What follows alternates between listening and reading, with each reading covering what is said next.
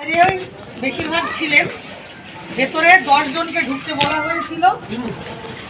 ফলে আমাদের trade union জেলা সম্পাদক, এখানে ট্রেড ইউনিয়নের জেলা কমিটির একজন দাদা, তিনি, আমাদের প্রেসিডেন্ট কৃষ্ণ প্রধান, আমি, নমিতা এবং আরও কর্মীরা 10 জন ভেতরে ঢুকেছিলাম।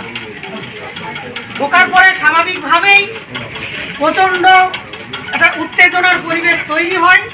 তার কারণই হচ্ছে কর্মীদের মধ্যে যে দীর্ঘ জমাট বাঁধা ক্ষোভ এবং ন্যায্য দাবি নিয়ে আন্দোলন করার জন্য যে ধরনের হয়রানি বলা চলে, তার যে একটা চূড়ান্ত বহিঃপ্রকাশ কর্মীদের মধ্যে, সেখানে স্বাভাবিকভাবে একজন আধিকারিক হিসেবে তার সামনে আমরা যারা ছিলাম সেটা কিছু কথা হয়েছে।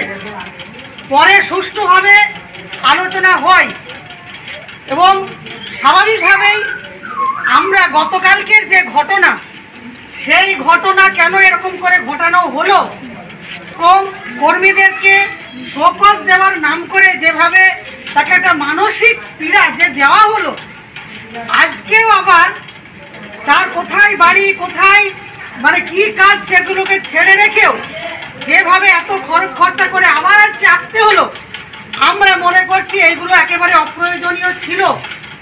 তাতে স্বাভাবিকভাবে উনি মানবেন না, উনি বলছেন যে কর্মীরা নিয়ম ভঙ্গ করেছে। আমরা বলেছি নিয়ম ভঙ্গ আপনাদের পক্ষে যেগুলো নিয়ম, আমাদের পক্ষে সেগুলো অনিয়ম। কারণ যে বন্ধ ডাকা হয়েছিল, সেই বন্ধের যে দাবি ছিল, সেই দাবিগুলো হচ্ছে আমার পক্ষের দাবি। সেই দাবি তারা মনে করছেন যে অন্যায়। ফলে ন্যায় অন্যায়ের যে ধারণা, সেগুলো যেটা ওদের কাছে একরকম, আমাদের কাছে একরকম। আমাদের মূল কথা হলো যে ওনাদের লিখে দেওয়া যে উত্তর, সেই উত্তর আমরা দেব না।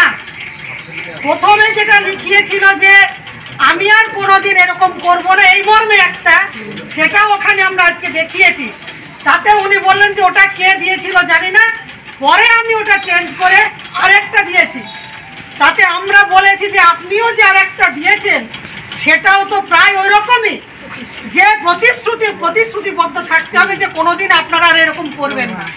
তার মানে আমি কাজই করে যাব, পয়সা পাবো না, আমার শরীর শেষ হবে, আমার আনন্দ উৎসব অনুষ্ঠান কিছু নেই, আমি শুধু কাজ করব, আমি প্রতিবাদ করব না, বিক্ষোভ করব না, দাবি জানাবো না, আমার মাসের পর মাস টাকা বাকি থাকলে আমি কিছু বলবো না। এই শর্তে আমরা কখনো সরকারের কাছে ওই লিখিত দিতে পারি না। ফলে আমরা বলেছি, আমরা যে লেখাটা বলে দিয়েছিলাম যে আমরা এরকম মাসের পর মাস বঞ্চিত থাকি, আমরা একটা করে আন্দোলন করি আর আমাদের একটু একটু করে দাবি পূরণ হয়। গোটা ভারতবর্ষের সাথে এই শ্রমিক শ্রেণী, মেহনতি মানুষের যে লড়াই, সেই লড়াইয়ের সাথে আমরা একটা দিন আমাদের জরুরি পরিষেবা দিয়েই আমাদের এই ধর্মঘটে সামিল হয়েছি। তাতে যদি ওই দিনের কোনো পয়সা কাটা হয় সেটা তারা করতে পারে, কাটতে পারে, কিন্তু আমরা জরুরি পরিষেবা দিয়েছি। ফলে আমরা আমাদের প্রতি আপনি যে শোকজের নোটিশ দিয়েছেন, পারস্পরিক সম্পর্ক এবং মানবিকতার সাথে এই বিষয়টাকে বিচার করে শোকজের নোটিশ প্রত্যাহার করুন, এই লেখাটা আমরা এই মর্মে দিয়েছি। আপনারা সই করেছেন। তাতে উনি প্রথমে রাজি ছিলেন না এবং এও প্রশ্ন উঠেছে যে শোকজের চিঠি যেভাবে দিয়েছে আমরা তাহলে উত্তরও সেইভাবে দেবো, তাতে উনি মানতে চাইছিলেন না। উনি বললেন যে ঠিক আছে, 7 দিন সময় দিলাম, ওরা তার নিজের সেন্টারে সিএইচওকে দিই। আমরা তাতে রাজি হইনি।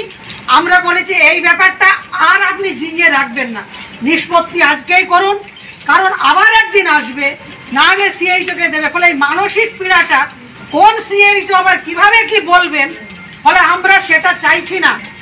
আপনি যদি মনে করেন এই কর্মীরা আপনার কর্মী, তাদের এই দাবি ন্যায্য, আপনি আজকের এই দাবিটা, আজকের এই চিঠিটা নিন, সই করে দিন এবং আপনি ব্যাপারটা মানবিকতার সাথে দেখুন।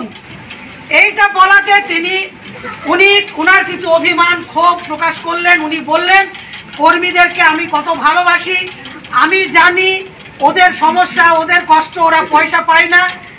এটা যদি ওরা মনে করে যে আমি কিছু বুঝি না, আমরা বলেছি যাই হোক, যদি ভুল বোঝাবুঝি হয় তাহলে সেটা ভুল, কিন্তু আমরা কোনো ব্যক্তিগতভাবে কারোর সঙ্গে কোনো লড়াই ঝগড়াতে নেই। আমাদের দাবি সরকারের কাছে, আপনার কাছে আমরা দিচ্ছি, আপনি সরকারের কাছে পাঠিয়ে দিন যে আমার কর্মীরা কাজ করছে না, তারা আন্দোলন করছে, সরকার বুঝবেন, আপনার সঙ্গে ব্যক্তিগত কোনো লড়াই আমাদের নেই। ফলে আজকে ওই যে একটা কমন চিঠি সেটা তিনি নিয়েছেন এটা, এবং বলেছেন আচ্ছা ঠিক আছে এটাই মেনে নিলাম।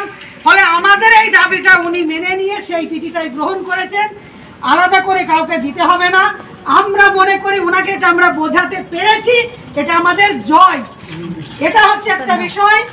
তার সঙ্গে আমরা এখানে যে এনসিডি সংক্রান্ত বিষয়টা এসেছে এবং আরো ছোটখাটো কিছু বিষয় যেগুলো বলেছি, ওনার যুক্তি হচ্ছে একদিন এখানে 10:30 থেকে 1টা পর্যন্ত এসে একটু রেস্ট নেবে, ফ্যানের তলায় কাজ করবে, কি অসুবিধা? আমরা বলেছি ওরা হচ্ছে প্রকল্পের কর্মী, ফিল্ডের কর্মী। তার ওই দিনই তো আমার যে প্রেসিডেন্ট উনি বলেছেন ওই দিন তার তো একটা কিছু অন্য ইমার্জেন্সি পরিষেবা থাকতে পারে, এই কাজ করে তাকে আবার সেটার জন্য ছুটতে হয়। ফলে ফ্যানের তলায় ডিউটির প্রয়োজন নেই, তার না টিফিন না সেদিনের পারিশ্রমিক, ফলে ওটা আপনি বন্ধ করে দিন, এটা আপনি এইভাবেই নিন। বলো ঠিক আছে, না করতে চাইলে তাহলে করবে না। ওখানে যে বিপিসি ছিলেন ঠিক আছে, তাহলে ফিল্ড দেখে নেবে, ওরা যাবে।